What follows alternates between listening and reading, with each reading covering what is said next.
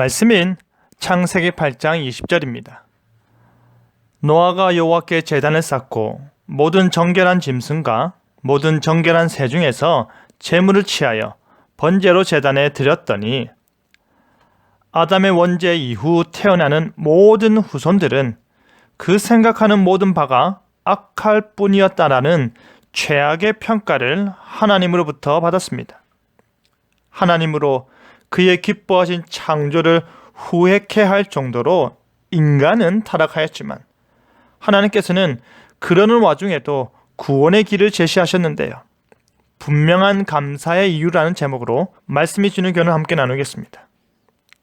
하나님께서는 당대의 의인이요 완전한 자인 노아와 그의 가족들에게 구원의 방편을 제시하셨습니다.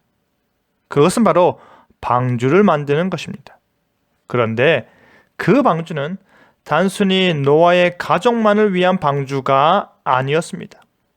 하나님께서 자신의 형상으로 지음받은 인간의 타락으로 말미암아 그의 창조 전체를 부정하며 후회하셨지만 그와 동시에 그의 창조를 보존하고 유지할 방편이었던 것입니다.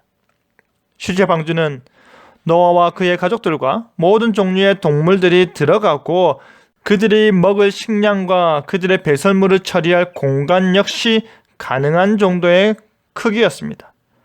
노아의 가족들과 모든 동물들은 홍수 7일 전에 방주에 들어갔고 방주에서 나오기까지 370일을 그곳에서 생활하였습니다.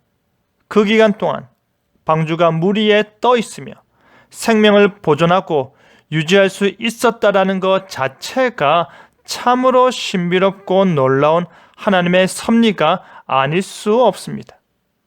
노아는 오직 하나님의 말씀대로 방주를 만들었고 그 말씀대로 방주에 들어갔습니다. 그뿐만이 아니라 노아는 방주에서 나올 때도 스스로 판단하고 스스로 나온 것이 아니라 물이 거쳤음에도 불구하고 57일이나 더 방주 안에 머물며 하나님의 지시를 기다렸습니다.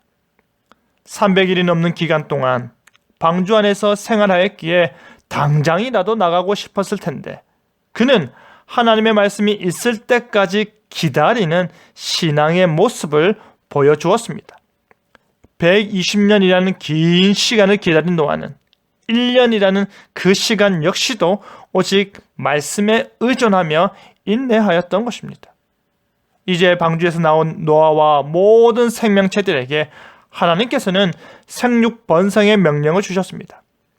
홍수로 온 땅이 잠기고 황폐해졌고 사람과 동물들의 시체들이 여기저기 흩어져 있었을 것임에도 불구하고 그 참혹한 현실 가운데 그 모든 것을 초월하는 하나님의 위로가 아닐 수 없습니다.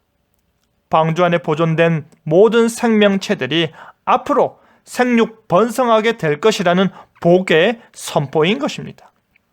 그러자 노아는 모든 정결한 짐승들을 하나님께 제사로 올려드렸습니다. 온 세상의 타락 가운데 구별됨에 대한 감사여, 온 세상의 심판 가운데 구원됨에 대한 감사입니다. 그 구원의 은혜를 몸소 경험하였고 지금 자기 주변에 널려 있는 수많은 생명 없는 것들을 볼 때에 더더욱 하나님의 은혜가 실감나는 것입니다. 노아는 방주에서 나오자마자 하나님께 제사를 올려드리며 감사를 표하였고 하나님께서는 그 제사의 향기를 기쁨으로 흠향하셨습니다.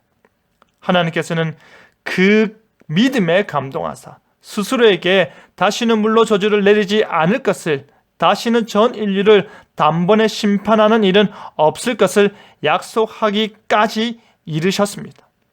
그 약속의 증표로 주신 무지개가 있는 이상 온 세상을 향한 대대적인 심판으로 마지막 심판이 그 다음이 될 것이라는 은혜로운 약속이 아닐 수 없는 것이죠. 사랑하는 성도 여러분, 노아는 은혜를 받았기에 하나님께 감사했습니다. 노아는 그 구원이 얼마나 값진 것인지 알기에 방주에서 나오자마자 하나님께 감사하였습니다. 하나님의 구원이 그 말씀 안에서 얼마나 신실하게 이루어졌는지를 노아는 몸소 경험하였기에 감사할 수밖에 없었습니다. 우리 역시도 오직 하나님의 말씀대로 살 때에 우리에게 주어진 은혜가 무엇인지 경험하게 되는데 노아처럼 하나님께 가장 먼저 감사하는 모습을 보이길 바랍니다. 하나님의 은혜에 가장 먼저 집중하고 그 하나님께 영광 돌리시기 바랍니다. 그리하여 받은 은혜에 감사할 줄 아는 저와 여러분 되기를 간절히 바랍니다. 아멘.